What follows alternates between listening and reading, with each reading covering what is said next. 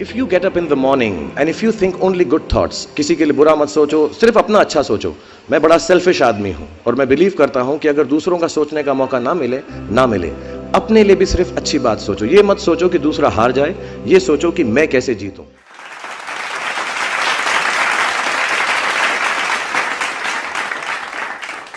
कि जब मैं सुबह उठता हूं तो यही सोचता हूं कि जो मैं करने जा रहा हूं उसके अंदर कोई अच्छी बात है या नहीं।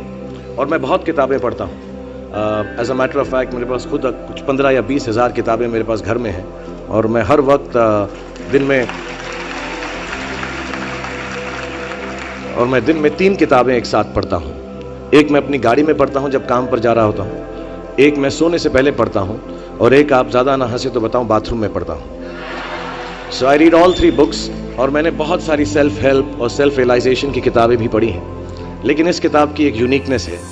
हर किताब यही कहती है कि अच्छा सोचो, अच्छा दिमाग मिलाओ, अच्छी विचारधारा रखो, लेकिन ये किताब के अंदर बताया गया है कि किस तरह वो विचारधारा आपके अंदर उत्पन्न हो सकती है। How can this be created from the inside. And the second unique quality of this book is कि ये सब कहना बहुत अच्छा है कि अच्छी विचारधारा रखो, लेकिन हमारे अराउंड इतनी नेगेटिविटी रहती है, हम हमेशा बुरे ख्याल इंसान को बहुत जल्दी आ जाते हैं। बट ये किताब के अंदर ये भी बताया गया है कि कैसे वो सेंटर को, वो सोर्स को टैप करके हम बुरे ख्यालातों से बचें। As a matter of fact ये हमारी ज़िंदगी की सबसे बड़ी लड़ाई होनी चाहिए। मैं इस किताब में से 2 पंक्तियाँ आपको बताना चाहूँगा कि हमें लगता है कि विचारों वाला रावण ज़्यादा शक्तिशाली है, पर उसे ताकत कहाँ से मिलती है? उसे ताकत हमसे ही मिलती है, हमारी सोच से मिलती है। इस किताब में उस सोर्स को कंट्रोल करना सिखाया गया है। और मैं इस्लामिक रिलीजन का हूँ, मैं मुस्लिम हूँ। हमारे में एक वर्ड है जो बहुत मिसयूज़ होता है, जिहाद। जिहाद का भी थॉट प्रोसेस बिल्कुल यही है कि हमारे अंदर जो बुरी सोच है उसको कॉन्कर करना, उसके लिए लड़ना, उसे जिहाद कहते हैं। बाहर सड़कों पे लोगों को मारने को जिहाद नहीं कहते। 2-3 बातें और कहूँगा लोगों के बारे में जिन्होंने मुझे यहाँ पर बुलाया है, इनसे मेरी मुलाकात हुई और बहुत अच्छा लगा मुझे। जैसा मैंने कहा कि सुबह उठते ही अच्छी थॉट्स सोचो। इस किताब में 2-4 लाइनें और ऐसी हैं जो मुझे लगता है हमको सोचने पर मजबूर करती हैं। If you get up in the morning and if you think only good thoughts, किसी के लिए बुरा मत सोचो, सिर्फ अपना अच्छा सोचो। मैं बड़ा सेल्फिश आदमी हूँ और मैं बिलीव करता हूँ कि अगर दूसरों का सोचने का मौका ना मिले, अपने लिए भी सिर्फ अच्छी बात सोचो। ये मत सोचो कि दूसरा हार जाए, ये सोचो कि मैं कैसे जीतूं। It's only a way that you can turn around the same thought.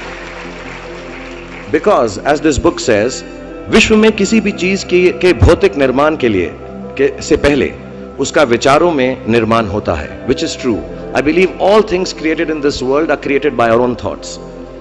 जो विचार होश और जोश में किए जाते हैं वे ही हकीकत को बदलते हैं। दुनिया वैसी नहीं है जैसा आप सोचते हो, दुनिया वैसी है जैसे आप हो। सो जो भी आपको कभी कभार दिल में आता है कि ये इंसान में से अच्छाई नहीं कर रहा है, ये घटिया है, ये बुरा है, ये जो सिचुएशन है अच्छी नहीं है, as a matter of fact अगर आप अपना नजरिया बदल के रात को सोने से पहले उसी आदमी के बारे में उसके पॉइंट ऑफ व्यू से देखें, उसी सिचुएशन को एकदम नेगेटिविटी के बिना देखें, तो आपको मालूम पड़ेगा कि सिचुएशन इतनी बुरी नहीं है। आपके अराउंड जो लोग हैं, दोस्त हैं या दुश्मन जिन्हें आप समझते हैं, वो एक्चुअली दुश्मन नहीं हैं। So it is the way you think of the world, that is how the world will look to you, is the most important aspect of this book. मुझे अपनी भी मुझसे पूछा इन्होंने सवाल, मैंने पूरा जवाब नहीं दिया कि मैं जब छोटा था तो कैसा सोचता था। मैं सोचता था कि इतना बड़ा स्टार बन जाऊंगा। आई रिमेंबर मैंने टीवी में एक सीरियल किया था, आप लोग शायद बहुत सारे यहाँ पे छोटे इन्होंने देखा नहीं होगा, एक फौजी सीरियल किया था मैंने।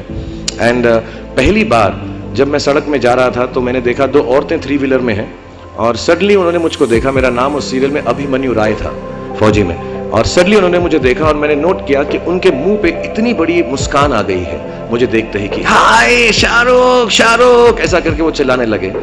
And to me the greatest moment in my life and the greatest desire in my life became कि मैं लोगों को मुस्कुराने की रीजन दे सकूं, उनको मुस्कुराने का रीजन दे सकूं। तो जब मैं मुंबई आया, जैसे जवान लोगों के थॉट्स होते हैं कि मैं बहुत पैसे कमाऊंगा, बहुत नाम कमाऊंगा, बड़ा घर करूंगा, मेरे दिमाग में 2 मेन चीजें इन सब मटेरियल चीजों के पीछे थी। आज मेरे पास अल्लाह के फजल करम से सब है, लेकिन इन चीजों के पीछे, ये गाड़ी मांगने के पीछे, घर मांगने के पीछे, और मुझे लगता नहीं ये बुरा है। I think all of you should imagine all the good material things that you want, but behind them there were two good thoughts. One, मेरे माँ बाप की डेथ हो चुकी थी एंड मेरे दिल में एक ही अरमान था कि अगर मुझे कोई बड़ा फिल्म फेयर का जैसा अवार्ड मिले तो वो मैं अपनी माँ की याद में अर्पित कर सकूं.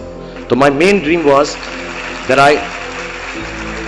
I should win the award and become so big that my mother can see me from heaven. मेरे दिल में ये था. और दूसरी बात ये थी कि जो भी मैं काम करूं, जितने साल भी मैं काम करूं, मैं लोगों को मुस्कुराने के रीजंस देता रहूं. So my thoughts were always very positive.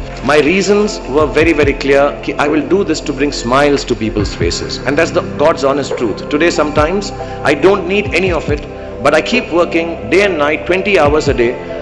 मेरे बेटे का जन्मदिन था परसों और उसने कहा आप मेरे साथ नहीं हो. नहीं, मैंने कहा मैं काम पे जाऊंगा बिकॉज लोगों की मुस्कुराहट मेरे लिए सबसे ज्यादा अहम है. So if you have a good reason,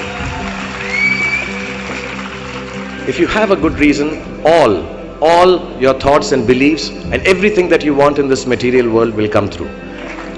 जितने भी जवान पीढ़ी के लोग यहाँ पर हैं मेरे जैसे जो 20-22 साल के हैं, उन सब से मैं यही गुजारिश करूंगा कि प्रैक्टिकल पर्पसफुलनेस, कि जो काम आप कर रहे हैं उसका कहीं ना कहीं नतीजा अंजाम मिलना बहुत ज़रूरी है. अगर आप 8 घंटे काम कर रहे हैं तो उसकी आपको तनख्वाह मिलनी चाहिए.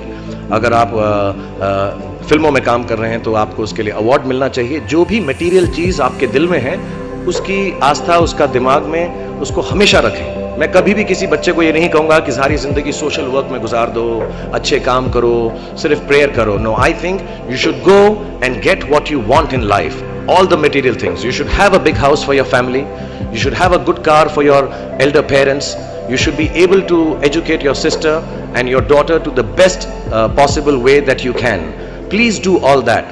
But somewhere in your heart, remember that each job that you do, जो भी कार्य आप करें, जो भी काम आप करें, उससे कहीं ना कहीं ह्यूमैनिटी का कुछ ना कुछ पॉजिटिव होना जरूरी है. कहीं ना कहीं पर उनका बढ़ावा होना जरूरी है. If you keep that thought in mind, मैं भी आपको बताऊंगा, कुछ लोगों ने स्टीव जॉब्स के बारे में सुना होगा. अभी रिसेंटली उनका देहांत हुआ.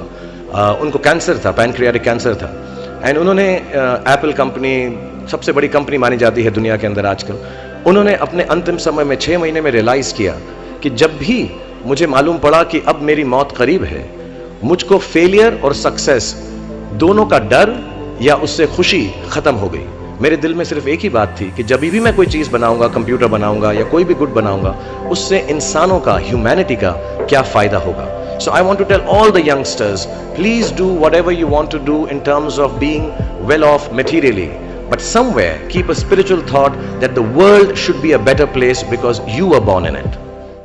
बुरे लोगों की संगत करके अगर व्यक्ति बिगड़ सकता है तो अच्छे लोगों की संगत करके बन भी सकता है साहब. आप किसी मिडिल क्लास व्यक्ति के पास जाइए, आप किसी एवरेज पर्सन के पास जाइए, बोलिए साहब संगत का असर क्या होता है, बोलेगा ना जी ना, कभी मत करना, संगत का असर बड़ा खराब होता है. यही बोलेगा ना, 99% यही बोलेगा. अब जाओ किसी सफल आदमी के पास जाओ और बोलो, सेम सवाल करो कि साहब संगत का असर क्या होता है, बोलेगा साहब 1 नंबर की चीज है, अगर बन जाए ना तो आदमी कामयाब हो सकता है. इसको बोलता हूं positive attitude. There is a basic difference between successful person and failure. एक बाप अपने बच्चों को यही सिखाता है कि बेटा संगत का असर बड़ा खराब होता है, संगत से आदमी बिगड़ सकता है. क्यों? क्योंकि उसको पता है कि मोहल्ले में सब नालायक लोग रहते हैं. हमारे पिताजी हमको यही सिखाते थे, बेटा संगत का असर बहुत खराब होता है.